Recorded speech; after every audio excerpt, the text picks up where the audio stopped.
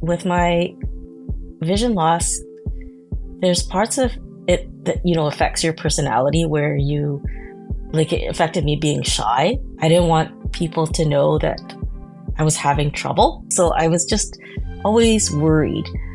But once I realized this is why, it's like, it's just everything makes sense, right? And I could just let all of that go and just really be me. And Mock, welcome to the See-Through podcast. Hi, Lance. Thanks for having me on your podcast. Yeah, it's a long time in the making.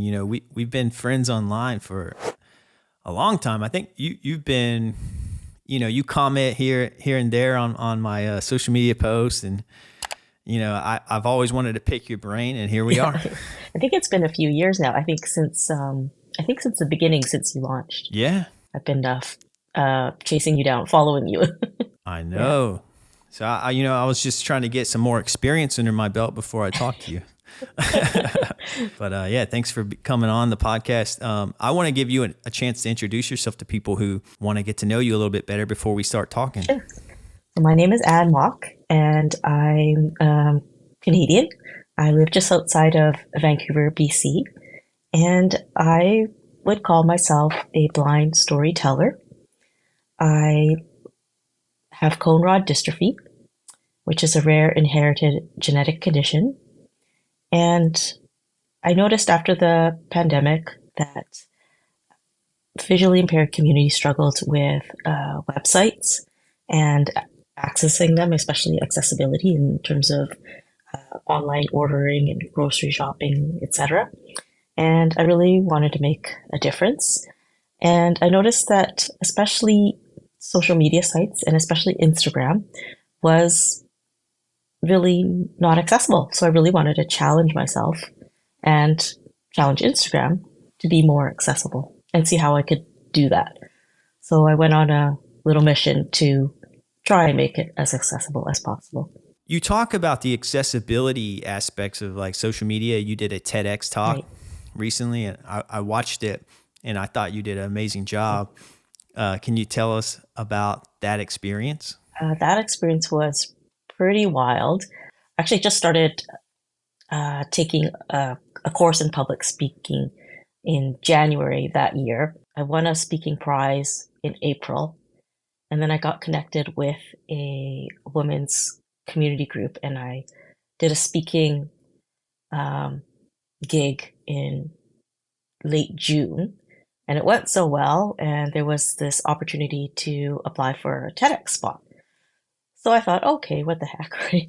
I know I'm not going to get it, but let's see what this process is like and go from there. So I applied, and I made it through the application process and then the first interview, and I had to pitch myself for 1 minute.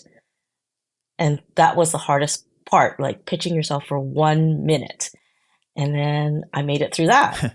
And I was like, oh, wow. And then I had to do a second interview. And then I had to pitch myself again for 3 minutes.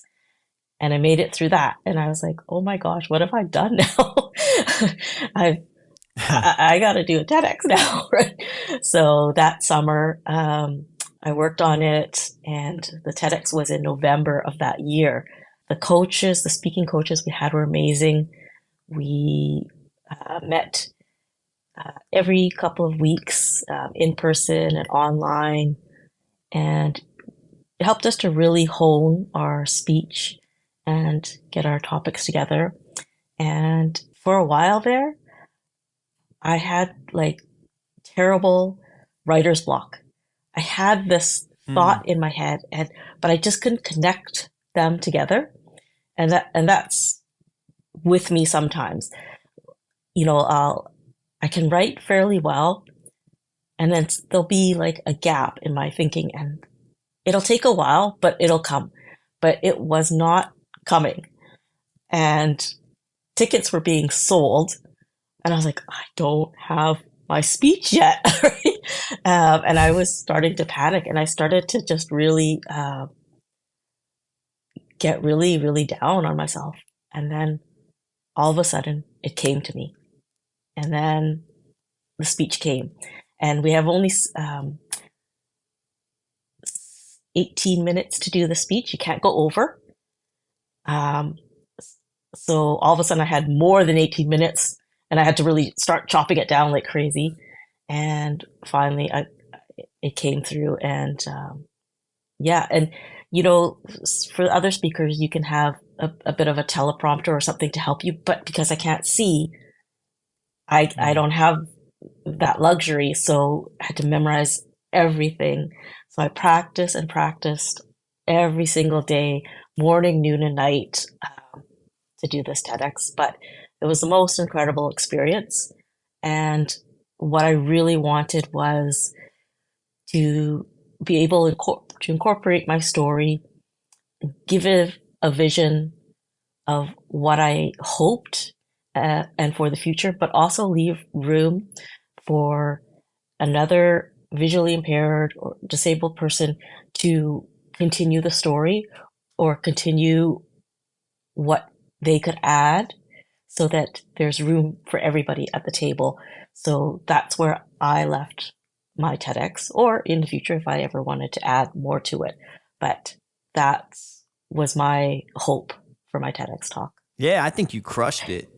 And for those listening or watching, I'll have a link to Anne's TEDx talk in the show description. But yeah, talking about the writer's block aspect, I tend to, like, me personally, if I'm struggling to come up with an idea for something, in relation to my podcast or even for, my work as a video editor, the ideas come to me when I'm not trying to think of Yes. them. Did that happen to you at all? Yes, because of that deadline approaching, that was hard, and I was thinking too much and worrying too much and trying to be uh, too perfect when I just needed to just relax and just let the thoughts come to me. And it clicked when I thought of the broken glass and all the pieces coming together, and that was how I was connecting community and the connection and everything together. And then I was like, okay, this is the pieces, how I'm going to bring it all together. Because I knew what I wanted.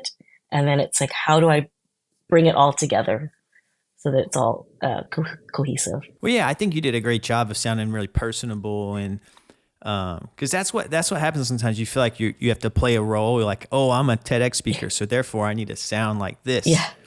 or I'm doing a podcast, so therefore I need to sound like this. I need to ask a question like, "Hello, everyone, how's it going?" But at the end of the day, it's like people want to tune in and hear you for who you are, and authenticity and all that is what people crave and want. Yes. And yeah, I definitely picked up on, I got a sense of who you were from your speech. And I had a little bit of inside info though, because, I follow you on social Yeah. media.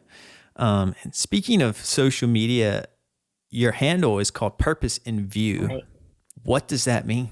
When I was diagnosed with my vision loss, Oh yeah, and you lost your vision later in life, yes, correct? that's right. Yes. And so I grieved the life that I thought that I was going to lose in the future. And I also had stopped working due to chronic illness. And I felt like I had nothing.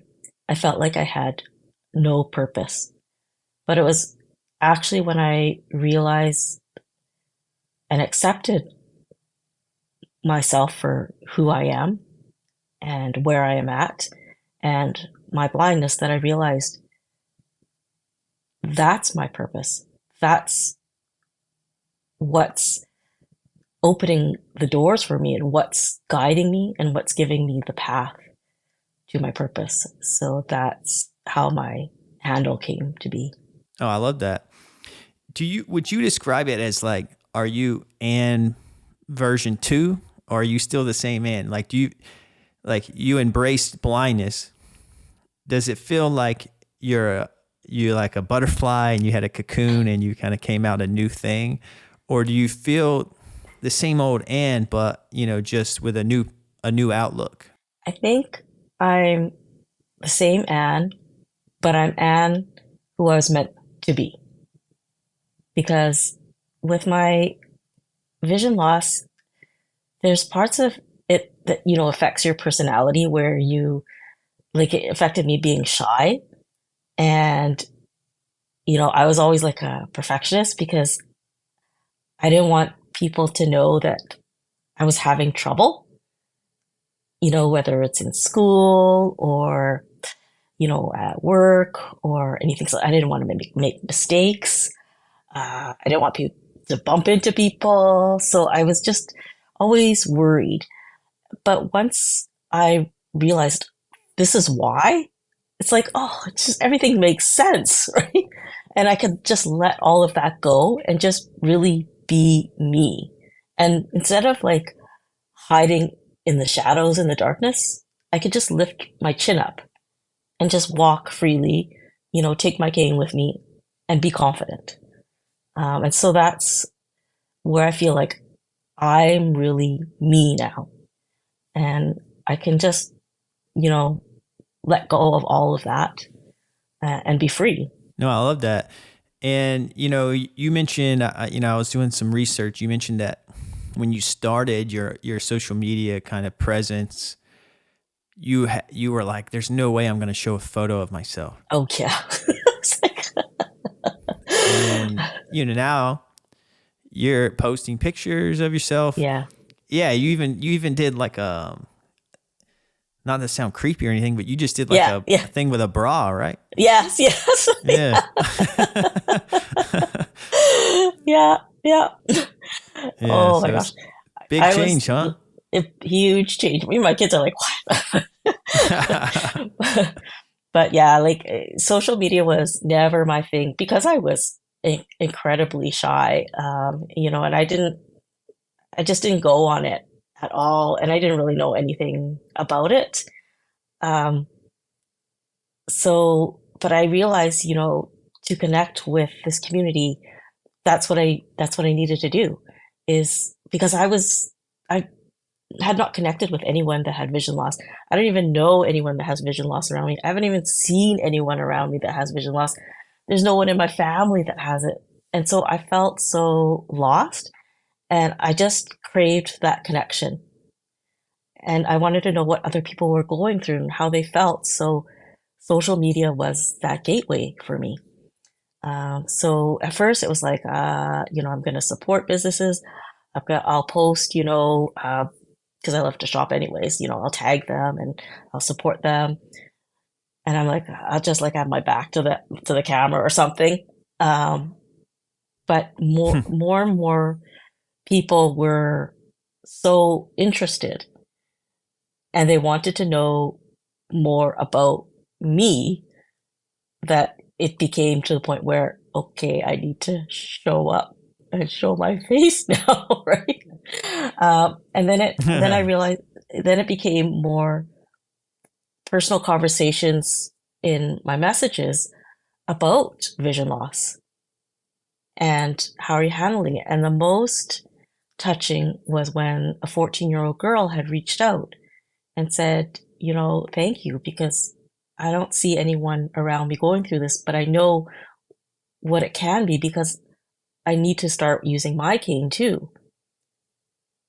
And I was like, okay, this is what needs to happen. I need to be more present. I need to be representative. Like it's so important because I didn't have that and I hid my cane for so long because of all the stereotypes and stuff. So like, okay, this is it. And I'm like, you know what? I'm just gonna go out there and I'm just gonna go rock my cane and just go for it. So that's what started to happen. Um, and then brands started to notice too, and then they even wanted to know more about making their accounts more um, accessible for the visually impaired community. So I've had conversations with them about image descriptions and alt text. So seeing those people adopt those too has been really heartwarming. It's been like, okay, great, like this ripple effect. is happening, right? I mean, it's small, but every little bit helps.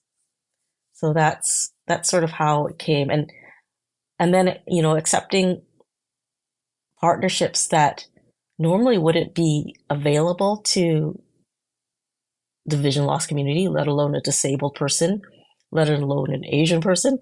It's like, okay, like some of the local brands that I have with a Smash and Test, and then this one with NYX, the underwear bra one, right? I'm like, okay, you don't see it, but I'll do it because there's no representation for it. Yeah. And I'll go out there because we all wear them, and that's it, right? Yeah. So I totally relate to you in the sense that like you realize you didn't know anyone. mhm, I mean, that's with like vision loss. It's like that's why I started this podcast, because like I wanted to meet other people with my eye condition and other eye conditions and other disabilities, just so I could kind of learn from them about, how are they mentally adapting to, their changes that they have to go through with their life, employment, relationships, and then most importantly, like themselves, learning to accept yourself. And growing up where I grew up, I didn't know anybody else who was blind or used a cane or anything like that. So social media came to the rescue, and I've met so many people, and it's been really, no pun intended, eye opening yes, to, yeah, meet so many people and talk to so many people. It's really been a game changer for my like mental health in regards to like accepting, vision loss, and what comes with it. You mentioned, representation. So you mentioned, putting yourself out there as a blind person, cane user. But then you also mentioned being an Asian woman. And you mentioned that in your TEDx talk a little bit about, you mentioned briefly that like the Asian culture can often try to hide yeah, disabilities. yeah, I like to pick your brain yeah, on like that, yeah. you know?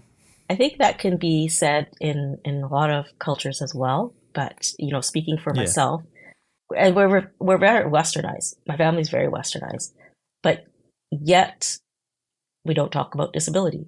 You just kind of like sweep it under the rug.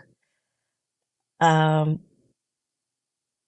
like even I can say my father-in-law looks at my kids with their glasses like, "What's wrong with your eyes?" Like things like that. And So your kids have Ronca dystrophy as well? no, they don't. They don't. Well, not that we know of yet either. So yeah, Okay. but they'll wear glasses, and you don't see in the Asian culture anybody using a cane either. I'll go to a Chinese restaurant and they have no idea what that is. So I feel that it's important for me to get out there and use my cane and use it as a time to be there to answer any questions that someone might have. Because the more you get out there, the more people see you. And I think Yeah. that's important. Um, and for kids too. Even like walking down the street, like even the dogs aren't familiar because they're like "Bah, bah, bah, bah," barking like crazy, right? Yeah. So it's education for everyone, and I think just the more you're aware, then I think that helps everybody all around, so that even the people in the store know how to you know um, interact with the visually impaired community. I think that's important for everybody. But yeah, in the Yeah. Asian community, it's really hard. I know the first time I kind of like, came out to my family, and a lot of them actually live in New York. Um, and that's when I first started using my cane a lot. My aunt like literally dragged me across like New York, because she just didn't think that I could manage, right? So, yeah, Yeah. so it's hard. And then they don't understand. Like, I mean, it's with a lot of people, it's like you could see, but you can't see. Yeah. How would you describe your field of vision? I know it's not related to like peripheral vision. It's more of acuity. Is it more of an acuity thing, or how would you describe your vision I'd loss? say it's more of an acuity thing because definitely it's very blurry, and I'm very Yeah. sensitive to light. So the lighting changes, especially going like from inside to outside, when dawn to dusk. Those are very difficult times for me. Um, and I do have some peripheral vision loss, so that's where the cane comes in and helps me. Yeah. And I have a scotoma, so it's like a blind spot in the center of my eye, but I don't notice it because I'm always adapting to it. But that's probably Yeah. where my cane comes into use as well, because that's when I'm tripping into things. But Yeah. It's weird yeah, because I have RP, but my central vision messes with me more than my peripheral does at this point in time. Like, um, because I have like a blind spot, like more in my central, like but like you said, your brain kind of fills it yeah, in. So I'll think nothing's there, but then something is there. yes, And I get that trips me out or makes me run into things more than like my lack of peripheral does. yeah, Um, it's a, which I never expected whenever I was diagnosed and learned about yeah. RP and all that. But um, when it comes to, I want to go back a little bit talk a little bit more about the Asian Hmm. culture. Is it a generational thing? Do you feel like, more like, is it like a generational gap thing when it comes to disability acceptance, or do you see it across the board, even with, Gen Z and younger, people living with blindness? Um, I think can be a combination because a lot of Chinese culture, it's like the thing is to save face, right? You don't talk about your problems. You always look good to other people. You always strive to be, uh, doing well in school, doing well in life, doing well in everything. You don't talk about your problems to other people. Like even, mental health is, something you don't talk about either, right? The younger generation, a little bit more too, but they don't, they wouldn't talk about to their parents. So, Okay.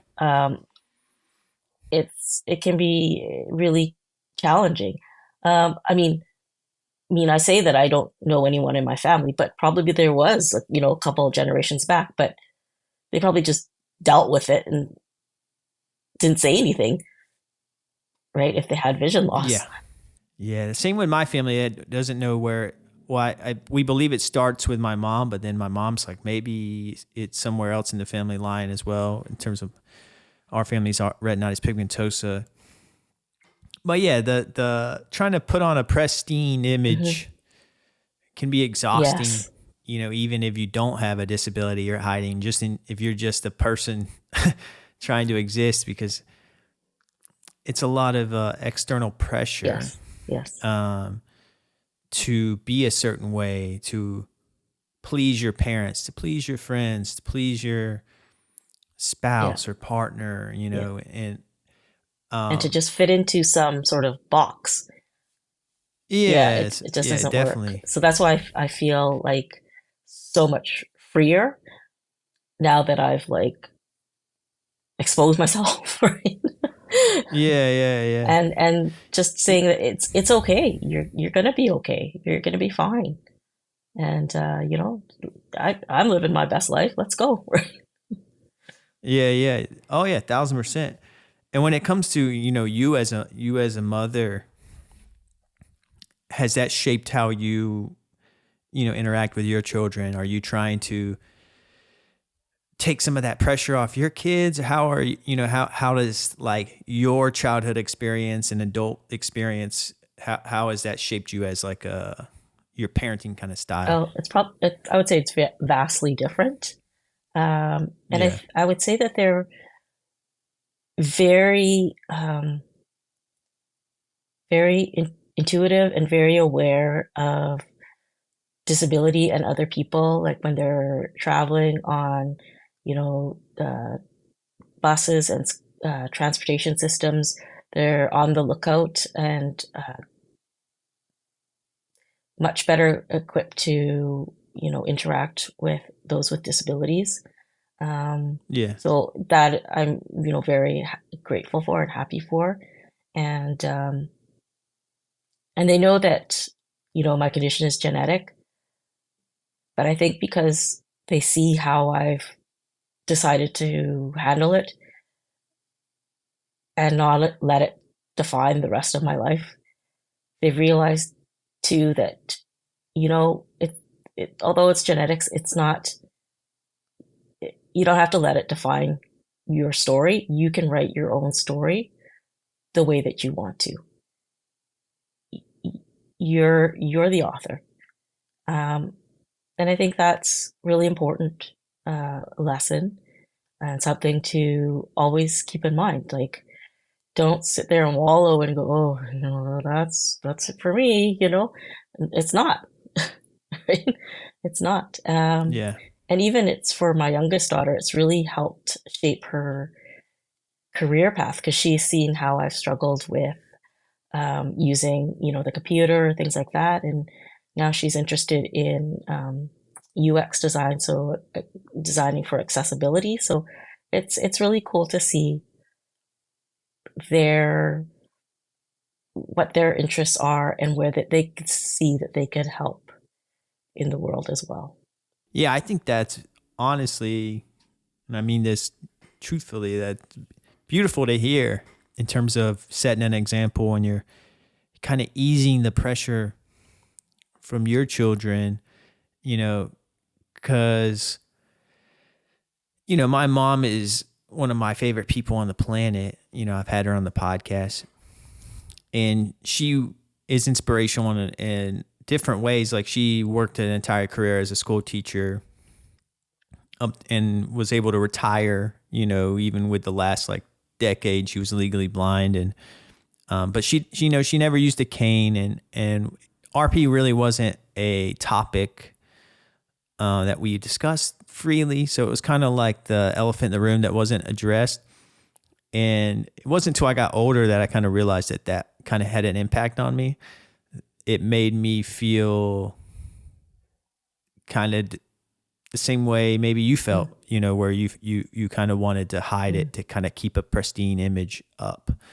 You don't want to show, quote unquote, show a weakness,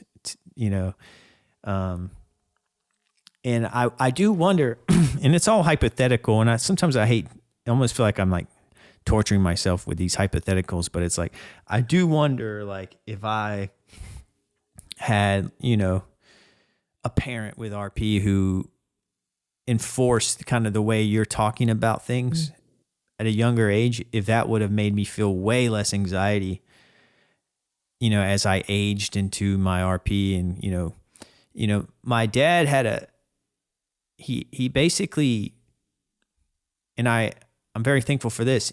When I told him I wanted to go to film school, he didn't mention RP at all. No one ever told me I couldn't do anything. So I didn't have any constraints. It just wasn't discussed. And there's pros and cons to that, but I do wonder if I had like a little bit more encouragement of, even if like just being told, like, even if you become legally blind, Lance, you're still going to do great things. Like, look at me, I'm still able to do this, and this. But when it's kind of swept under the rug, at least for me, all I did was tend to notice the cons of everything. Not my mom not being able to go somewhere she wanted to go without a ride. and kind of just feeling like from my perspective, it was, oh, I'm going to be very dependent on others when I grow up. And it made me feel like a doom and gloom, like a rain cloud over my head. And that's kind of, why I started this podcast, and I'm just trying to rewire my brain, because it's like I've had decades of that kind of wiring done, and it takes hard work to change that. Yes. And I'm not even close to being where I want to be, but one day at a time. But yeah, I do think that is so important, and so impactful that your kids have you as an example. So I just want to commend you for that, and just say that I'm a little bit jealous. Yeah, and even when I had to suddenly stop working, I didn't want, and when I was very ill, I didn't want them to see me, like that, and also, things like this, happen in life, and I want them to know that with support, you can get out of this, because sometimes we get to the darkest at the end of the barrel, and we're like, what do I do now? And then for them to see me just create this new path from nothing has been good for them to see, things can change in life. You might have a job loss or something like that, but you can create something and do something good at the same time. It's possible. It's the mindset thing. Yeah. And it takes a lot of effort on the individual to kind of get your mind where you want it to be. Yes. And some days it doesn't cooperate. No. But and some days it does. But also embrace that time too, because accept it and know that this sucks, right? Yeah, it really sucks. It does. And then you gotta pick yourself up now. Right? No, 1,000%. I think, you have to be grounded in reality. You can't change reality, kind of got to look at your disability as something that is a disadvantage, but there's ways to work around it. That's, and there's various ways to work around it, and you can kind of use it to your advantage. I hear that being spoken a lot, where they say my greatest strength is my weakness. Yeah. It kind of sounds like something that'd be like an inspirational poster or something like that, but it's still a great quote, and there's a lot of truth to it. And I think just being going back to my point about you as a mom, just being able, sometimes just hearing something is so impactful. Just someone telling you, you're going to be all right. Yeah. You got this. And there's ways that you're going to be able to adapt to this that you would never even imagine. You're selling yourself short. You can be happier with a disability than you can be without one. Yes. There's plenty of people without disabilities who are miserable. Yeah. And then I know plenty of people with disabilities who are having a great time, you know? So it's really about a mindset and working your situation to your benefit. But again, you do have to be grounded and kind of know your limitations, and that way which kind of direction you can work around, exactly your disability. But if you're listening, just don't sell yourself short. You got this. You got this. You really do. And it may not feel like it at the moment, but just keep putting one foot in front of the other, and you will get there. And you know what? There's a community out here that is so supportive. I cannot believe how supportive this community is. Like, as soon as you meet one and then another one, it's like everybody is really cheering for you. Um, so, we're a small and mighty community. That's what I would say. Um, so Yeah, definitely. definitely. And I can't say how like proud of this community I am. And like, there's just so many cool and amazing people. Yeah, it's really neat, and who are just regular people, but just living their everyday great lives, and that's good. And it's Again, great. goes back to Yeah. representation. When you go on, you open up Instagram and you start scrolling and you see, with my podcast, I follow a lot of different people with disabilities, and then you kind of see, a variety of lifestyles. You see a variety of geographical locations of where people Hmm. live, a variety of different disabilities. But, one thing that you can kind of find commonalities with them all. And yeah, just like you said, just putting yourself out there and just sets the Yeah. standard. You're trying to set a new standard. Yeah. The old standard doesn't No. work. No. The old standard wants you to stay inside Hmm.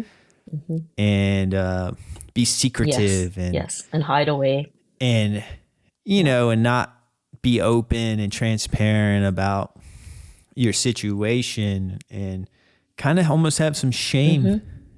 kind of laced into it. And I just disagree with that Yeah. approach. I know some people are still rocking that approach. Some people are still going Yeah. that Yeah. route. And I if it works for them, yeah. great. I But love to see people's faces when I am out there, rocking it, and it just yeah. like, oh, and I think that, yeah, if you're gonna look at me, I'm gonna give you something good to look at. So here we go, right? So when you're out with your cane and how do your kids, are they just used to it by now? Is it just another day, another normal day? Yeah, Is that, or yeah. It's just another normal day. Each of them kind of is a little bit different. Like, they're probably more protective of me. My oldest daughter is like a bodyguard. She's like, move out, everybody, and I'm like, don't worry about it, right? I have my cane. It's all good, right? yeah, Yeah, a little bit more protective. But I always think it's good because people can see what I can do, and I mean I can do anything else, anything that anybody else can't do. I can go to the self checkout. I can do all of that. If I need help, I'll ask. Um, yeah. So I mean, I can go to Starbucks. I can do mobile order. I can do all that stuff, right? So I yeah, like all the same things that everybody else does. And I, start to attend a lot of, meetups and things, and I'm the only visually impaired person there. And I think it allows them to see, how to make their events more accessible. And I think that's good, you know? So I try to just make my way through it all. yeah. When it comes to like advocating for accessibility, it seems to me, and this is a personal theory, and I may be wrong, but advocating with in like a cheerful manner, with like versus like a complaining manner, seems to be the most effective route. So like if Yeah. you go to an event and they learn how to make something more accessible, but they learn in like a delightful way, they're gonna be like kind of more excited to make things more accessible in the future versus if you walk in being like, this needs to be changed, this is bad, Yeah. this is not working. Do you agree or Oh, disagree, or have any experience, like what's your take on like the proper approach to kind of talking to, the sighted world or the non-disabled world when it comes to like speaking up for what you need? Let's say maybe it's a restaurant menu, maybe it's you're at a concert and you're trying to navigate a venue what's the most effective approach to, advocating for not only yourself, but for everyone? I think for me, the best way I've gone about it is with a positive way. Um, and a teaching sort of learning way. And I do that through Instagram as well too. I don't do it in a negative way. A lot of times I find the most effective is showing and doing, and the reaction is like, "Oh, I didn't know that." Like that makes so much sense. Like when you reframe it that way, people are way more open to change because they're like, "Yeah, that makes sense. Oh, of course, I didn't realize that. I'm so sorry," or something like that. And then that's where you can get the change that's needed. And I feel that that's more a collaborative effort and that works versus like, pointing fingers, shaming, that type of stuff. Because once they Yeah. understand, then it's like, oh yes, of course, right? That makes total sense. Because they just don't see it that way because they're not having the experience that we're having. So once you make them understand, then they get it.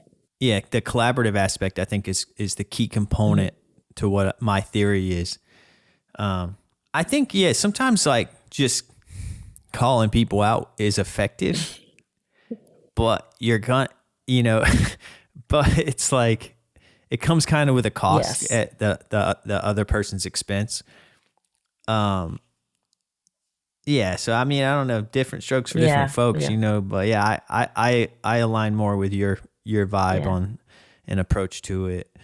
Um, Some people just kind of get their back up and then immediately just stop, you know, thinking and being, kind of meeting you any halfway. So they're just like, I don't want to deal with that type of thing, right? Like, or they just shut you down. So, yeah. you want to make sure that you could still connect with that person and be open. Like, okay, do you see my point, my problem, so that we can like fix it together?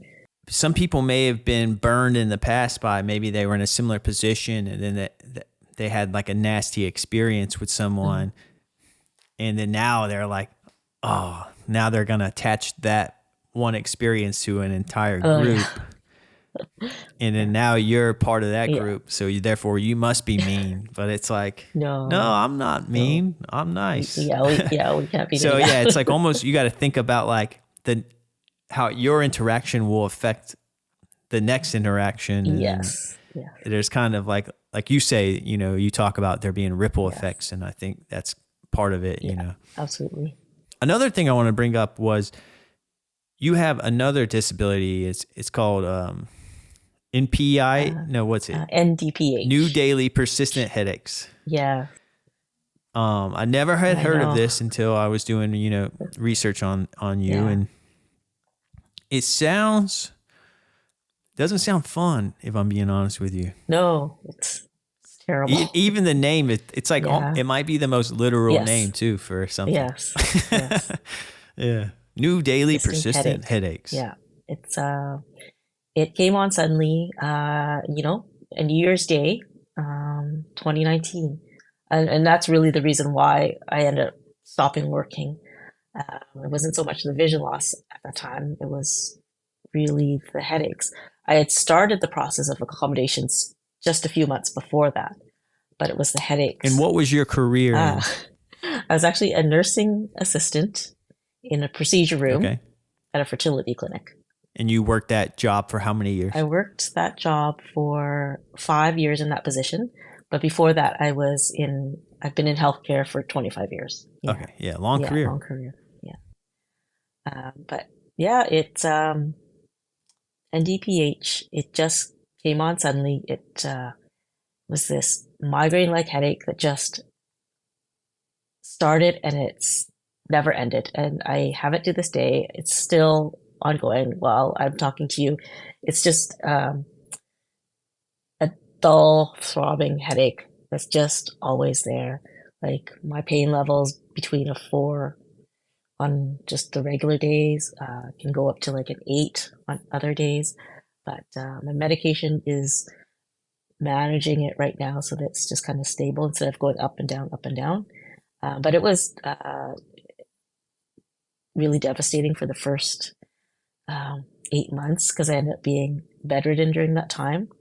And I didn't get a diagnosis they luckily diagnosed me early because some people don't get their diagnosis for a long, long time. But I did get it within about 2 months. They figured that this is what was happening because I thought, do I have a brain tumor or something going on? Because, Yeah. I was luckily that I didn't have to return to work like the first week of January. And then I tried to go to work and I could not even make it at all. So I called in sick and I tried to get into the doctor and I thought it was to do with my vision. And the retinal specialist was like, no, it's not. Let me send you to the neuro-ophthalmologist. Maybe something else is going on. And she's like, no, I don't think so. I think it's migraines. And so I went for CT scans and MRI scans and, luckily, no tumors or anything like that. Then I went to a headache specialist and that he was saying, yeah, it's migraines. And I'm like, what the heck, right? But it was not stopping at all.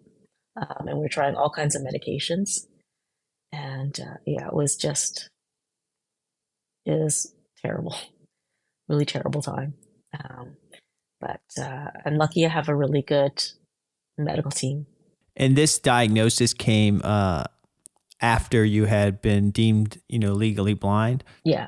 I wanted to bring up this for the point that, you can have multiple disabilities, just because you have one doesn't mean another one will not come. Yeah. And then also I'm just genuinely curious about it. Like in terms of your headaches, what's like causing the pain? Like what's going on internally? Internally? Like I already have sensitivity to light, so this makes it even more. And I do get nauseous with it. And every day I usually like right now we're talking, but usually at this time of day, my brain is done and I'm out and I'm in the dark, just resting because it's just too much for my head, and I need to recuperate. So about half the day for me is spent in darkness, really just resting.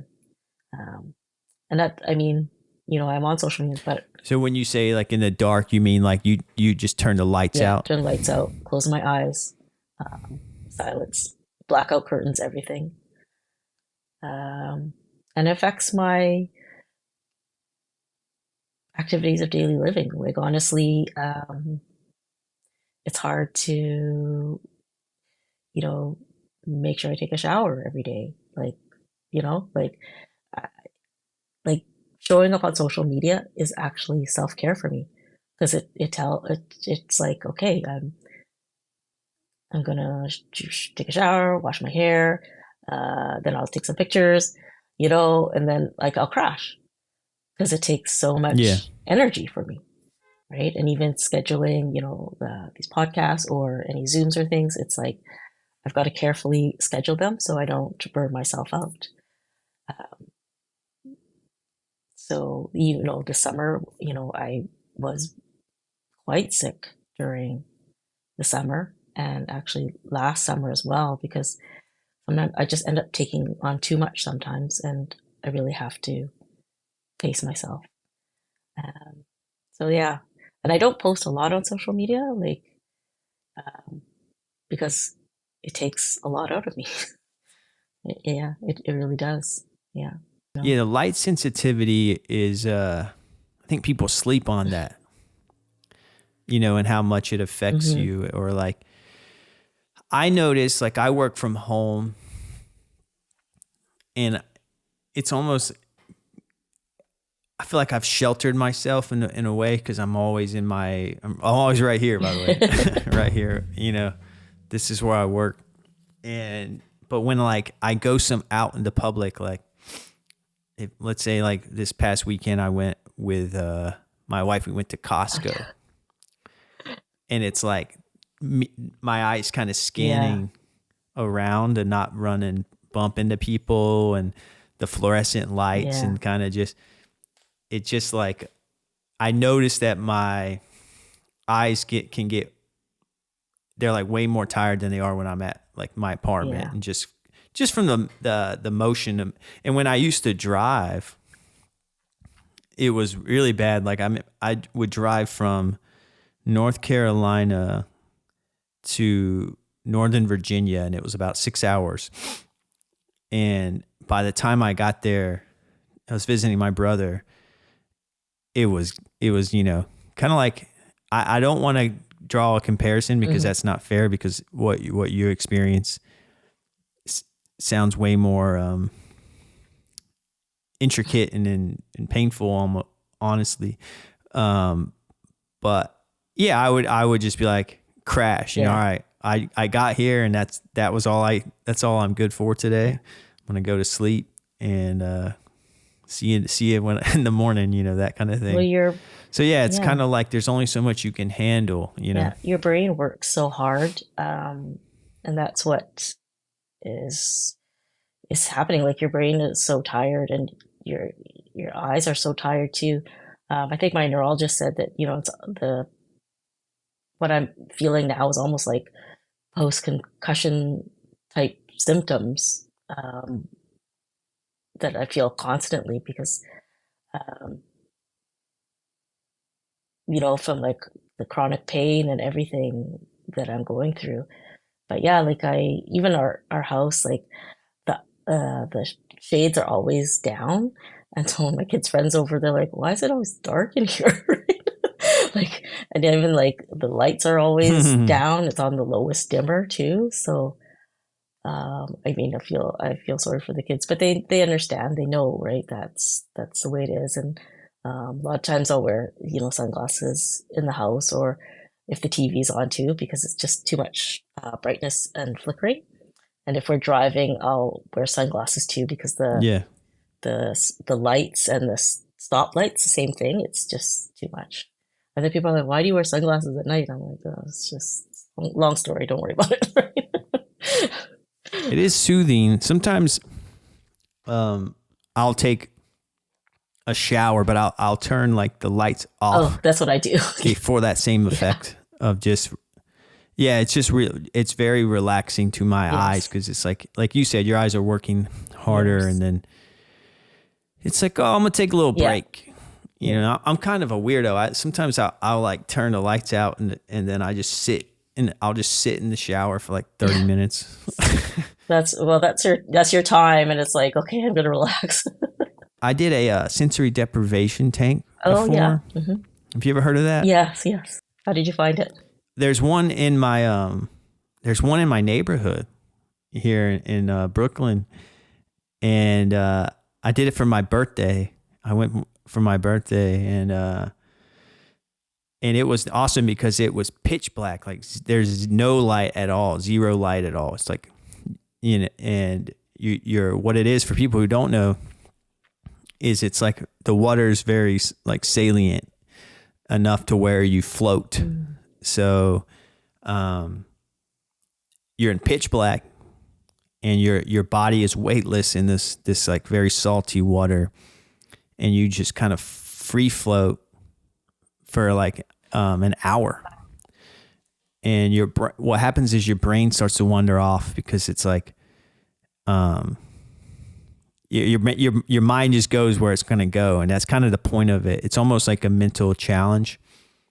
It's relaxing, but at the same time, I've heard stories of it being hard on people because there's nowhere for their mind to go. Like they can't distract themselves. There's no like phone to check. There's no emails to send, or and so because I also do it with no sound. You can do like peaceful ambient music, but I did mine just total darkness, no sound, just floating, and you're kind of whatever your brain comes up with, your brain comes up with. So you're kind of just you in the darkness. Yeah, you, the darkness in your brain. It is nice on the eyes. Yeah. So I would recommend that for anyone who has sensitive eyes. You don't fall asleep, eh?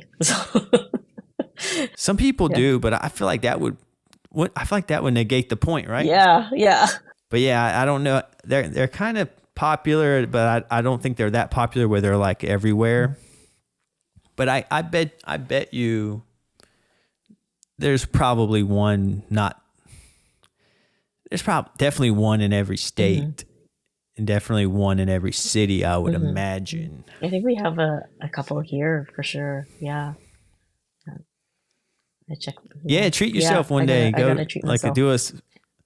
Do a spa day and go do a sensory deprivation tank, and it's a unique experience, and it's even extra unique for someone with like an eye condition, you know, with sensitive eyes, because it's like, when do you truly get total darkness where it's completely sealed, you know? That would be so restful for the eyes. Like that would be so nice. If you can't do that, and there's not one near you, just do my shower trick. Okay. You know, but you say you do that anyways. I do that. Yeah. The blackout curtains are amazing too. And I like really soft light. I can't do overheads, but if it's like a soft lit, like covered lamp, you know, I can't, like a bare bulb is going to be ridiculous. Yeah. There's no way I could do that. But yeah, it has to be soft light, kind of covered light. Well, Ann, we talked an hour. We covered a lot of ground. I think we'll end on this question. And I always like to talk about, you know, on the C2 podcast, bridging the gap between, you know, the blind community and the sighted community, you know, the non-disabled community and the disabled community, because social media is great in the aspect like we talked about, where we know where our community is, and we can use social media to kind of feel less alone, less isolated, less different from everyone, because I follow 78 people who also have my condition, and we have a group chat, and you know, I talk to people on my podcast. But sometimes I do get concerned about it being, and it's fine if it is, because personally I get a lot out of it, but I always want to have the intention of creating content or podcast episodes with the intention that anyone can enjoy it, you know, and kind of making just entertaining conversations with interesting people. And I think, you know, that's what I'm trying to do with this podcast. I'm trying to like bridge the gap and kind of spread awareness in a natural way. And I wanted to see what you thought of, like, in terms of bridging the gap. How do you ensure that your content isn't, you know, part of a echo chamber or part of a bubble, you know? Do you do anything in particular to kind of reach? I know a lot of your content is specific and targets, you know, the blind community. But in what ways do you factor in, you know, people who are not in that community when it comes to the stuff you create and the messages you send? It's really interesting, because I would say in terms of my community, maybe 30% is visually impaired and the rest is sighted. So it's been really interesting. And the most engagement and the comments I get is from the sighted community, because they're so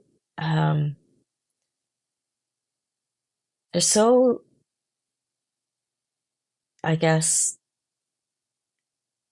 I don't want to say in awe, but like it's new to them, totally right? New to them, and they're just like trying to wrap their head around it. Because it's like, okay, she doesn't look blind.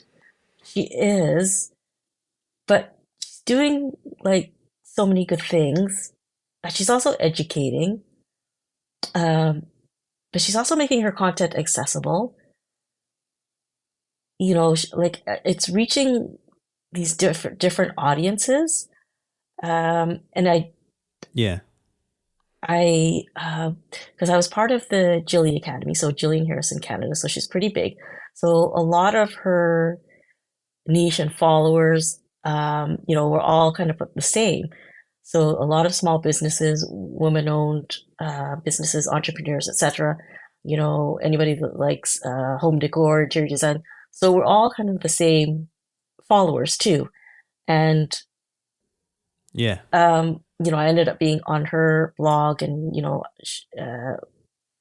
in the same circles too. And they're all like so intrigued because it's like I have the same kind of visual type of content that's uh, appealing. Like how can a Yeah, blind you have person, your yeah, content. how, Yeah, your website and pictures and photography and all that is so nicely yeah, done. Like it's very well framed, well lit, nice yeah. camera. You have great branding, very easy on the eyes in terms of contrast on your website and color schemes. Yeah, And yeah, your photography and content is very professional. and yeah, and people are like, how? Like she is visually impaired. How is she able to do it? And I'm like, you know what? Because my phone is my greatest asset. It's the best thing for me because I can really look close with it, magnify with it, and really play around with it. And I can't see from far away, but if I use my phone, it's amazing what I can do. And that's the thing with blindness being a spectrum, and really challenging those stereotypes is like you don't know what we're capable of, but everybody's different, right? But um, yeah, because they don't expect how can you produce this quality, and majority of it is done by myself on my own. I might get a little bit of help from my daughter, or the photos that I can't take. Some of the branding photos are done professionally, but me doing the website, that's me. Spending countless hours doing it. I mean, it needs to be updated, but that's like, energy from me that requires that, which I don't have, right? So, but yeah, it's all on me doing it. So, I think that's where people are like, I don't get it, right? So, That's interesting to hear mhm. that just through existing creating aesthetically pleasing content, Yes, creating yeah, aesthetically pleasing content as someone on the blindness spectrum yes, is just a yeah, conversations get started whether you want them to or not, because people's curiosity takes over and they're like, they have the yeah, classic, idea that, blindness is lights out. And then, they see, well, she's yes, using a cane, but also the video yeah, is framed correctly and yes, yeah, then it's edited in a very nice way. I don't understand, but yeah, it's awesome. And I think mhm, that's one great way to just start a conversation. I think starting conversations and creating mhm, content that does start conversations is a really great way to bridge that gap. And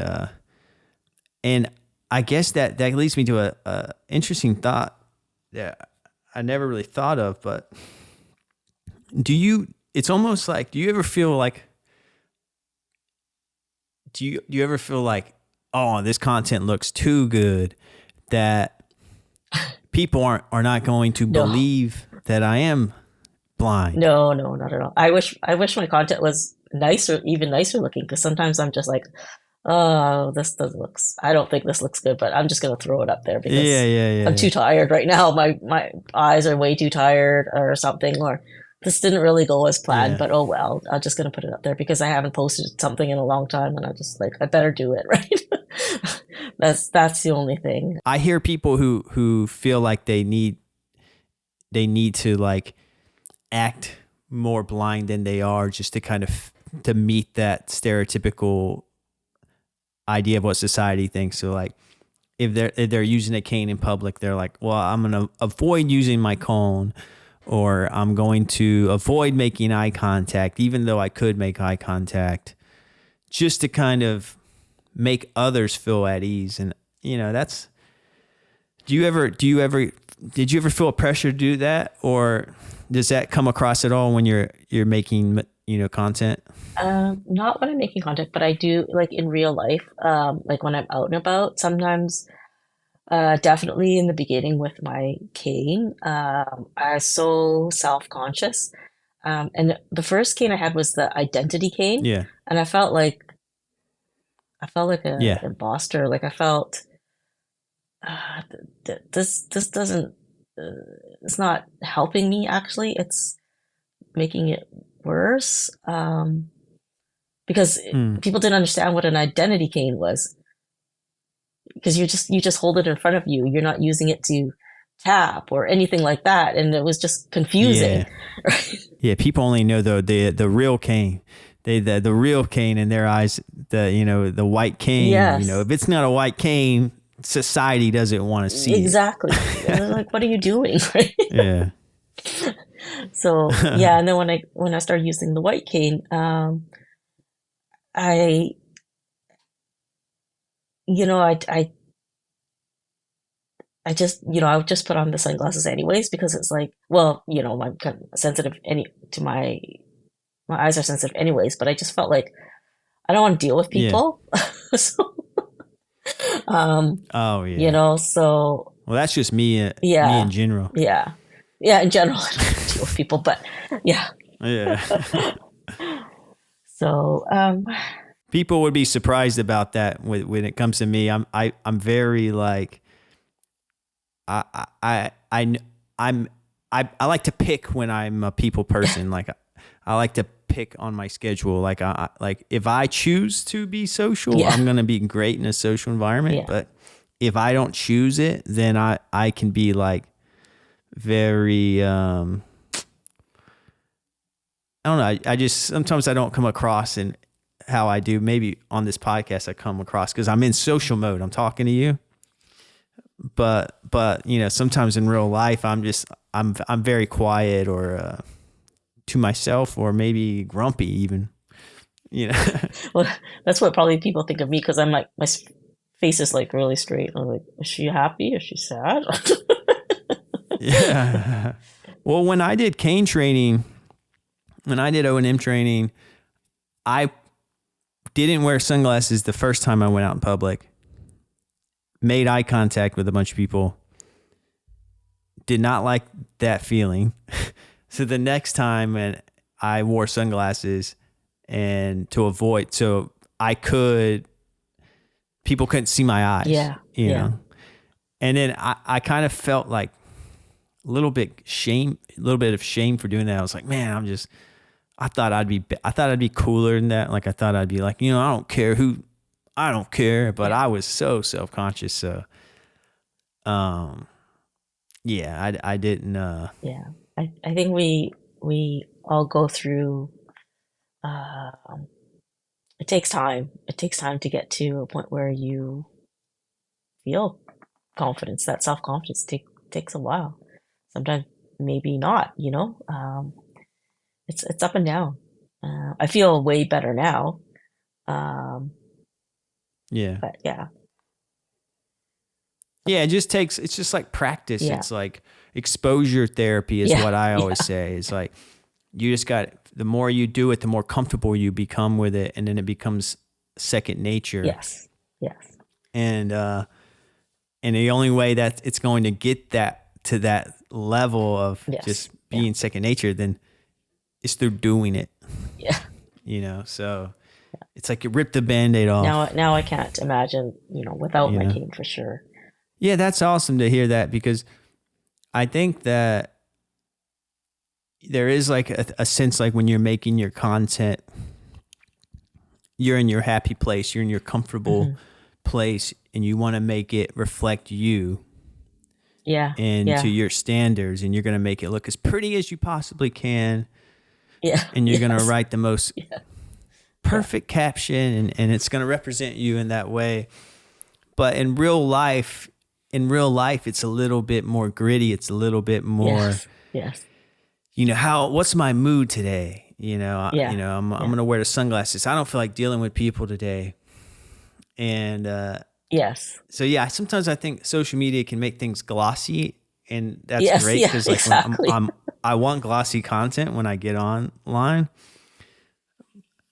but it's also like, I love hearing people's stories about like just in real life, and um, dealing with the general public outside of their Yes. apartment, Yeah. outside, not in Yeah. the comment section, Yeah. but like in the grocery section, Yeah. So yeah, it's like two different worlds. And, so I'm always kind of curious to see how people work, Yeah. how people operate on each side of that, because it's most people only see what they see on social media, Hmm. and then Hmm. it's hard to know what's Exactly. going on in And when reality. you, especially what like the certain behavior, it shows like, like that's unacceptable. That's not the kind of behavior that um, should be happening. If that, someone in a grocery store is treating you poorly or interacting with you poorly, that should not be happening. Yeah, and I think a lot of the times the real life stuff inspires the content. Yeah. Oh, I experienced this, so now I'm going to make a video about this, and it's just, and it's but that's some of my favorite stuff that I see is from people describing something they did or experienced, and then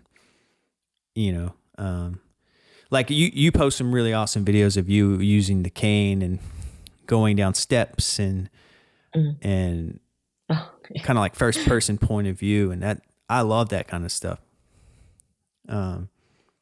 Yeah, but and I think 20 minutes ago I said I was going to ask the last question, but then I kept asking questions.